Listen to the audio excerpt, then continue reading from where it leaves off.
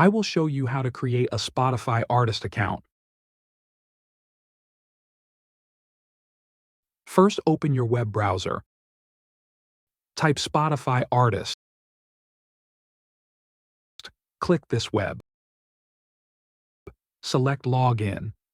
You can choose to log in using a Google account. If you are already logged in, click Continue if you already have a song. If you don't have a song, click this part.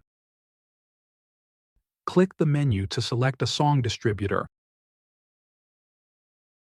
Click DistroKid. After that, you must register and log in to the DistroKid account. After that, you upload the song there. If you have returned to this page, go next. Fill in your artist name, URL. Congratulations, you have created a Spotify artist account.